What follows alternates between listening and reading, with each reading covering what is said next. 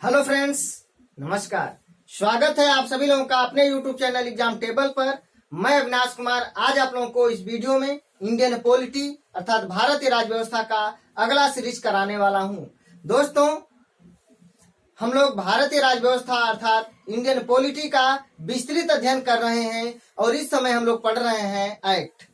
तो दोस्तों, अगर आप लोगों को मेरा वीडियो अच्छा लगे तो प्लीज दोस्तों लाइक करें, कमेंट करें और अधिक से अधिक वीडियो शेयर करें। और जिन्होंने मेरा चैनल अभी तक सब्सक्राइब नहीं किया है प्लीज आप लोग मेरा चैनल सब्सक्राइब कर लीजिए और साथ ही साथ बेल आइकन की घंटी को भी प्रेस कर लीजिए ताकि जब भी मैं कोई वीडियो अपलोड करूं तुरंत नोटिफिकेशन आपको मिल जाए, मेरा वीडियो तुरंत आपके पास पहुंच जाए। और दोस्तों, लाइक करना, कमेंट करना ना भूलें। आप लोगों का एक लाइक, एक कमेंट मुझे बहुत ही ज्यादा ऊर्जा प्रदान करता है, इसलिए लाइक और कमेंट जरूर करें। आप लोगों का एक लाइक, एक कमेंट मेरे लिए बहुत ही महत्वपूर्ण है, बहुत ही इंपॉर्टेंट है। दोस्तों, आज हम लोग इस वीडियो में 1919 के भारत शासन अधिनियम के बारे में पढ़ेंगे अर्थात 1919 के मोंटेस्क्यू चेम्सफोर्ड सुधार अधिनियम के बारे में जानेंगे। तो आइए दोस्तों, बिना देर की हम लोग वीडियो शुरू करते हैं।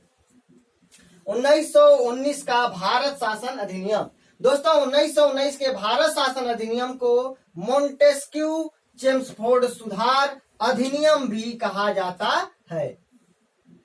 कभी कभी क्वेश्चन पूछा जाता है दोस्तों कि निम्नलिखित में से किस अधिनियम को मोंटेस्क्यू चेम्सफोर्ड सुधार अधिनियम भी कहा जाता है? तो 1919 के भारत शासन अधिनियम को।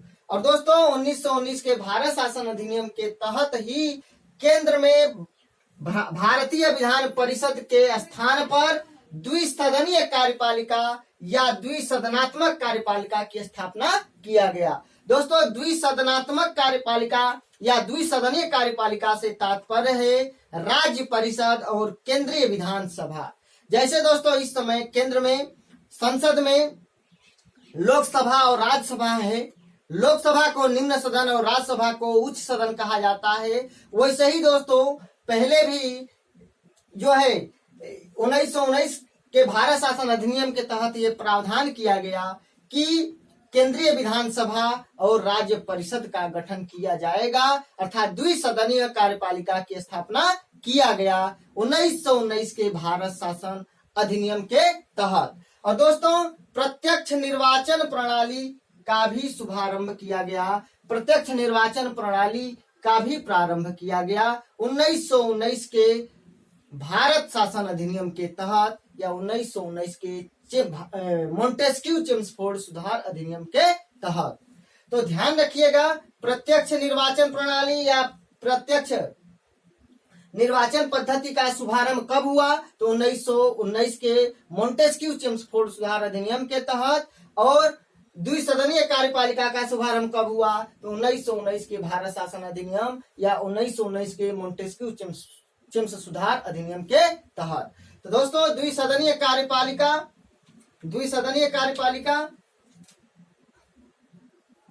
में दोस्तों राज्य परिषद और केंद्रीय विधानसभा था। दोस्तों, राज्य परिषद में कुल 60 सदस्य हुआ करते थे, जिसमें से 34 सदस्यों का निर्वाचन होता था प्रत्यक्ष रूप से और 26 सदस्य मनोनीत किए जाते थे। और राज्य परिषद के सदस्यों का कार्यकाल 5 वर्षों का होता था। लेकिन दोस्तों, केंद्रीय विधानसभा के सदस्यों का कार्यकाल 3 वर्षों का होता था और केंद्रीय विधानसभा में कुल 144 सदस्य हुआ करते थे।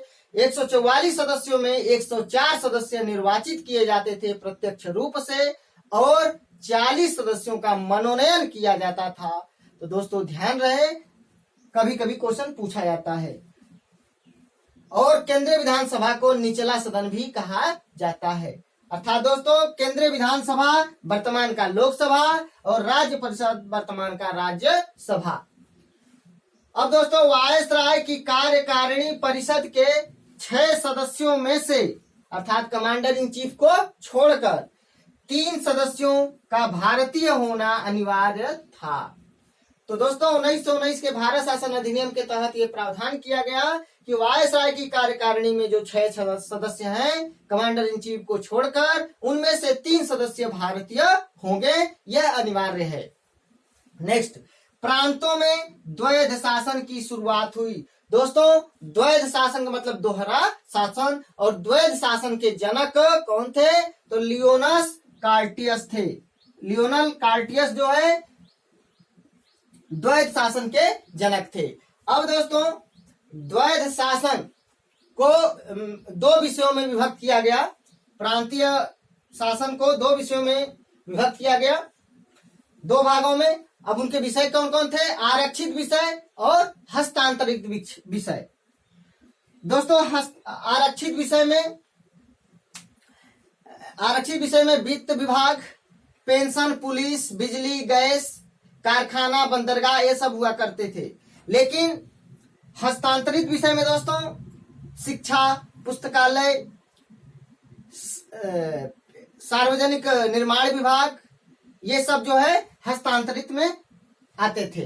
तो दोस्तों आरक्षित विषयों का प्रशासन गवर्नर जनरल, आरक्षित विषयों का प्रशासन गवर्नर जनरल अपनी परिषद के माध्यम से चलाता था, जबकि हस्तांतरित विषयों का प्रशासन गवर्नर जनरल द्वारा विधान परिषद के प्रति उत्तरदायी मंत्रियों की सहायता से चलाया जाता था। दोस्तों ध्यान रहे, आरक्षित विषयों का जो प्रशासन था गवर्नर जनरल अपनी परिषद के माध्यम से चलाता था, लेकिन जो हस्तांतरित विषय थे उनका प्रशासन गवर्नर जनरल मंत्रियों की सहायता से करता था। जो विधान परिषद के जो सरकार के प्रति उत्तरदायी, मतलब ब्रिटिश सरकार के प्रति जो उत्तरदायी थे मंत्री, उनके माध्यम से गवर्नर जनरल शासन चलाता था। अब दोस्तों इसी एक्ट के तहत सांप्रदायिक आधार पर सिखों, भारतीय ईसाइयों, आंग्ल भारतीयों तथा यूरोपियों के लिए भी पृथक निर्वाचन के सिद्धांत का विस्तार किया गया। अर्थात दोस्तों 1919 के मोंटेस्क्यू चम सुधार अधिनियम के तहत अलग से निर्वाचन का व्यवस्था किया गया, सिखों का, आंग्ल भारतीयों का, यूरोपियों का और एक भारतीय ईसाइयों के लिए। नेक्स्ट, भारत सचिव को भारत के नियंत्रक महालेखा परीक्षक को नियुक्त करने का अधिकार प्रदान किया गया।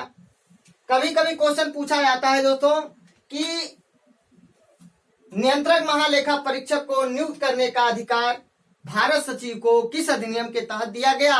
तो 1919 के भारत शासन अधिनियम के तहत या 1919 के मोंटेस्क्यू चेम्सफोर्ड सुधार अधिनियम के तहत।